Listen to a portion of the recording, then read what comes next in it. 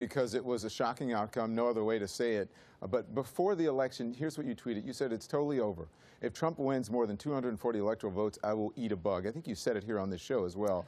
Now, we don't want you to eat a bug, but all the polls were wrong. Well, I made a promise. Yeah, and all the polls were wrong, including yours. And, you know, we were up here saying it as the journalists and the anchors who were giving out the information from the pollsters. So what happened? What went wrong?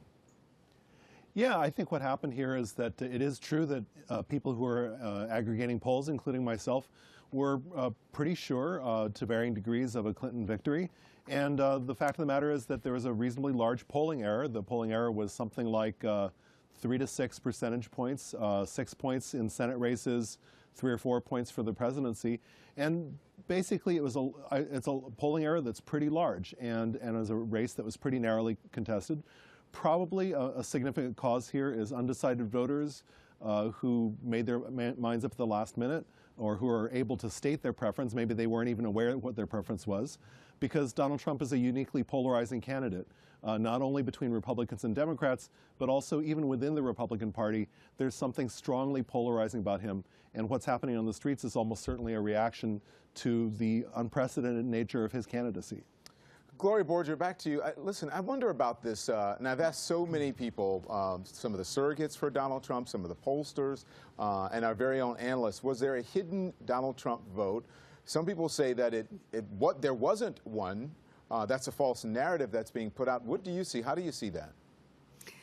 Yeah, I think it's really simplistic to say it's just one thing. I think that in talking to people who were doing the data analytics for the Trump campaign, they were seeing some voters in rural America that other people were not seeing, but even they said they underestimated the turnout in rural America in some states by as much as 10%.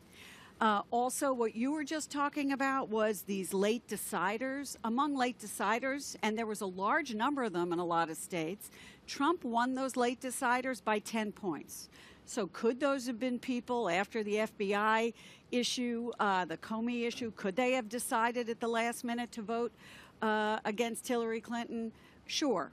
But I think there are larger factors at play here, and John King has been talking about this, you know, for the past 24 hours. We have divisions in this country. We have urban, rural, college educated, non-college educated. We had divisions on gender. We had divisions on issues like trade, and all of those things heaped together.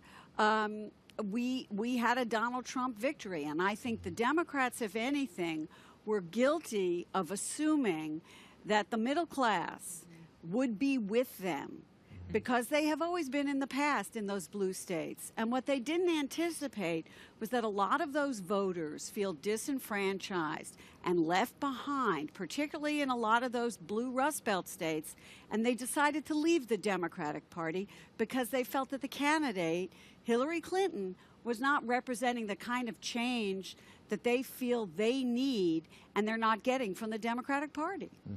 Dana, so much emphasis was put on how women were going to vote. How did women vote? Not enough for Hillary Clinton, not enough at all, and just in general. But the numbers were lower, which is true, I think, of all demographics, all age groups across the board, Democrats and Republicans, which is part of the story that Gloria was just talking about. And the one thing, too, that there was a myth that there was this sweep. Yeah.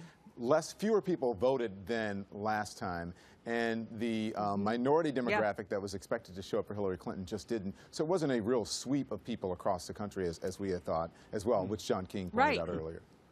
Right, it didn't turn out to be at all. But so that was the case for just women in general. But the thing that really sort of cleaned her clock with regard to the way voters came out was the divide between educated women and non-educated. I'm saying that wrong. Women who don't have a college education. Thank you. Yeah. It's been a long 24 hours. We understand. I think it was 2 to 1, according to the polls that we've seen, against Hillary Clinton, who of course was running to be the first female president. And I have to say that now everything is very, very clear with 20/20 hindsight. But when I went to the suburban Philadelphia area about a month ago now, it was right after that Access Hollywood tape broke. And these were women who came out at that time to see Ivanka Trump. And they did not care at all about that tape. They didn't care about anything except for the fact that they liked Donald Trump's message that he was an outsider, he was going to focus on economic issues, and by the way, he wasn't Hillary Clinton, who they couldn't stand. Yeah. Go ahead, David Gergen. I just want to say, Don, it does seem to me that given the certainty with which so many of us approach this election and the outcome of the election right up until 9 o'clock, 10 o'clock last night, and how shattering and shocking the result was, that all of us ought to, in my judgment, ought to be a little humble about trying to explain it as if we know. We didn't understand it going in. Why should we understand it perfectly in hindsight? I think this is going to take a lot of sorting out and a lot of introspection about various institutions.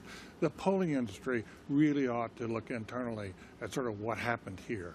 Frankly, the media has a responsibility to ask. We need to ask ourselves, how did we cover this? What should we have done better? Were we enablers of Donald Trump?